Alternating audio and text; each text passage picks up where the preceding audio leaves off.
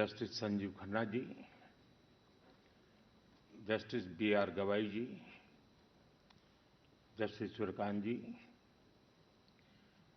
केंद्रीय मंत्रिमंडल के मेरे साथी श्रीमान अर्जुन राम मेघवाल जी, अटॉर्नी जनरल श्री वेंकट रमणी जी, बार काउंसिल के अध्यक्ष Manan Kumar Mishra ji, supreme court bar association के अध्यक्ष श्री कपिल सिब्बल जी, सुप्रीम कोर्ट के न्यायमूर्तिगण, पूर्व मुख्य न्यायाधीशगण, उपस्थित अन्य महानुभाव, देवी और सज्जनों, आपको सभी देशवासियों को संविधान दिवस की बहुत-बहुत शुभकामनाएं। भारत के संविधान का ये 75वां साल पूरे देश के लिए एक असीम गौरव का विषय है। मैं आज भारत के संविधान को, संविधान सभा के सभी सदस्यों को आदरपूर्वक नमन करता हूं। साथियों, हम लोकतंत्र के इस महत्वपूर्ण पर्व का जब स्मरण कर रहे उस समय ये भी नहीं भूल सकते कि आज मुंबई में हुए आतंकी हमले की भी बरसी है। इस हमले में जिन व्यक्तियों का निधन हुआ, उन्हें मैं अपनी श्रद्धांजलि देता हूं। मैं देश का ये संकल्प भी दोहराता हूं कि भारत की सुरक्षा को चुनौती देने वाले हर आतंकी संगठन को मुंह तोड़ जवाब दिया जाएगा।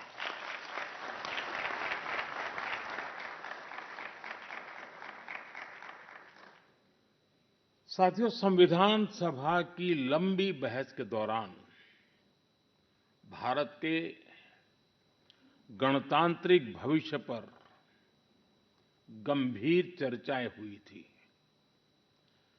आप सभी उस डिबेट से भलीभांति परिचित हैं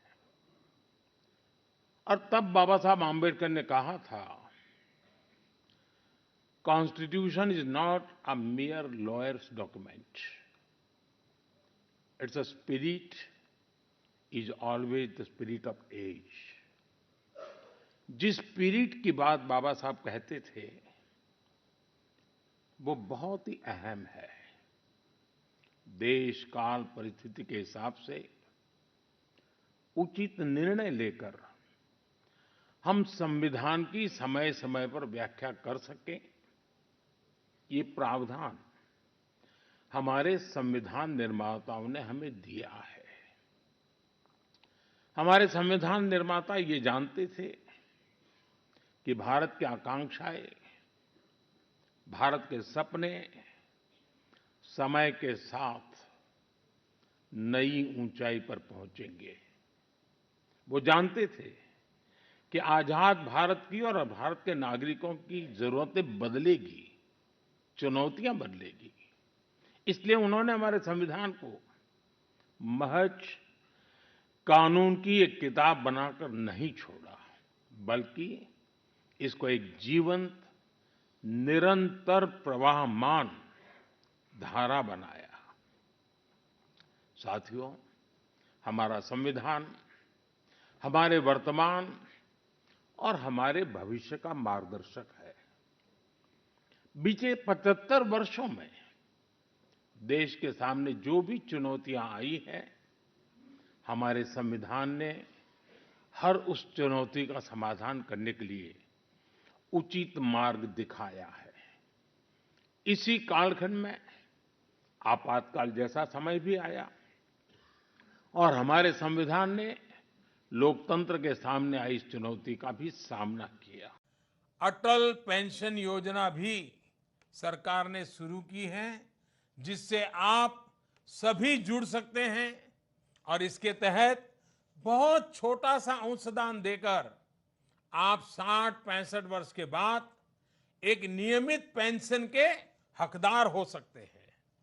ऐसे अनेक प्रयास सरकार की तरफ से आपका जीवन सरल बनाने के लिए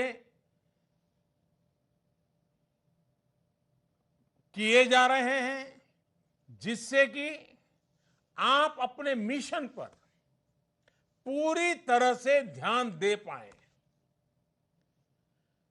आप जो कुछ भी कर रहे हैं, जिस परिस्थिति में कर रहे हैं, जिस कठिनाइयों के बीच कर रहे हैं, वो सचमुच में अनमोल है, काबिले दाद है।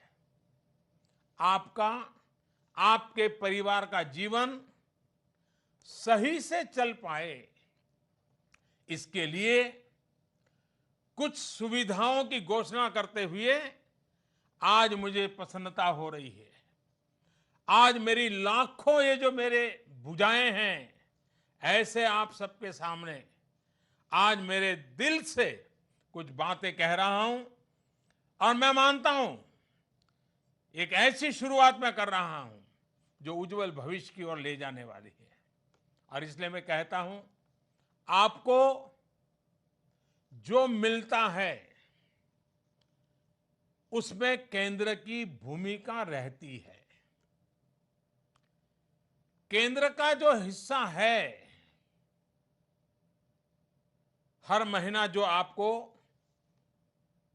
प्रोत्साहक राशि मिलती होगी, किसी को मानधन मिलता होगा, कोई मानदेय मिलता होगा, केंद्र का जो हिस्सा है उसमें बढ़ोतरी करने का हमने निर्णय किया है। सरकार ने तय किया है कि आप जो आशा कार्यकर्ता हैं, जिनको प्रोत्साहन राशि मिलती रहती है, केंद्र सरकार की तरफ से जो प्रोत्साहन राशि मिलती है, वो अब आज जो मिलती है उसको डबल करने का, दो गुना करने का हमने फैसला लिया है। मैं देख रहा हूं आप सब तालियां बजा रहे हैं, आपकी खुशी मैं देख रहा हूं। इतना ही नहीं, सभी आशा कार्यकर्ताओं और उनकी सहायिकाओं, हेल्पर को प्रधानमंत्री जीवन ज्योति बीमा योजना और प्रधानमंत्री सुरक्षा बीमा योजना के तहत मुफ्त में बीमा सुरक्षा भी दी जाएगी। यानी दोनों मिलाकर के 4 लाख रुपए का आपका बीमा, यानी 2-2 लाख के तहत आपको, आपके परिवार के लिए सुनिश्चित की गई है। आपको इन योजनाओं के लिए आपको 1 पैसे का प्रीमियम नहीं भरना होगा। ये आपके प्रीमियम का खर्च भारत सरकार उठाएगी। कुछ दुखद होने की स्थिति में, आपकी जिंदगी में कोई ऐसी दुर्घटना हो जाए, तो ऐसी स्थिति में 2 लाख और 2 लाख यानी 4 लाख रुपया आपके परिवार को मिलेंगे। आपको बता दूं कि प्रधानमंत्री सुरक्षा बीमा योजना और जीवन ज्योति योजना के माध्यम से पिछले 4 साल में 20 करोड़ गरीबों को सिर्फ 1 रुपये महीने और 90 पैसे प्रतिदिन के प्रीमियम पर सुरक्षा कवच दिया गया है। आपको तो ये पैसा भी आपको नहीं देना है, वो सरकार देगी। इसके तहत 2 लाख तक का कवर सुनिश्चित किया गया है। यानी कुल मिलाकर 4 लाख। इन योजनाओं के अनेक लाभार्थियों को इसका लाभ भी पहुंचा जा चुका है। सुरक्षा बीमा योजना के तहत अब तक 19,000 से अधिक लाभार्थियों को लगभग 400 करोड़ रुपए की क्लेम राशि दी जा चुकी है। वहीं जीवन ज्योति बीमा योजना के तहत 1 लाख से अधिक लाभार्थियों को 2,200 करोड़ रुपयों से भी अधिक सहायता पहुंच चुकी है। 2,200 करोड़ रुपया कम नहीं होता है। वहीं आंगनवाड़ी कार्यकर्ताओं, केंद्र सरकार की तरफ से, ये मैं अब आंगनवाड़ी कार्यकर्ताओं के लिए कह रहा हूं, पहले मैंने आशा वालों के लिए कहा, केंद्र सरकार की तरफ से मिलने वाले, कहीं उसको मानदेय कहते हैं, कहीं उसको मानधन कहते हैं, उसको भी हमने बढ़ाने का फैसला किया है।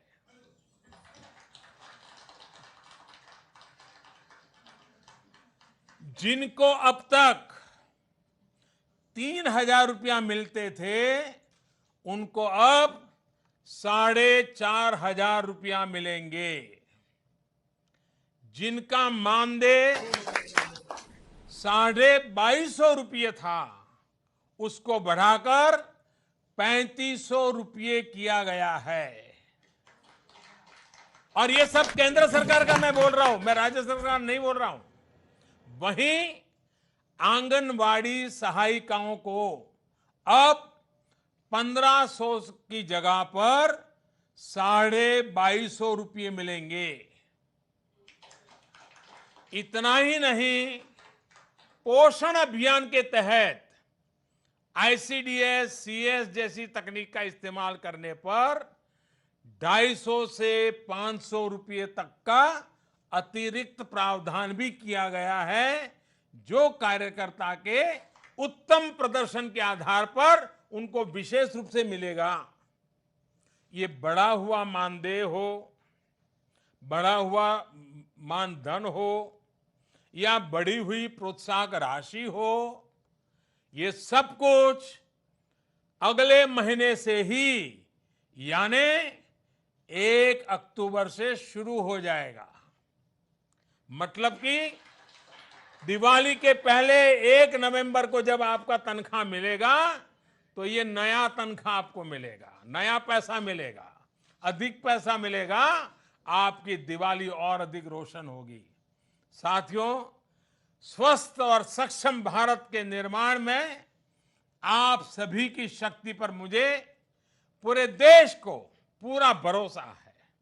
हमें मिलकर कुपोषण के खिलाफ, गंदगी के खिलाफ, मातृत्व की समस्याओं के खिलाफ सफलता हासिल होगी।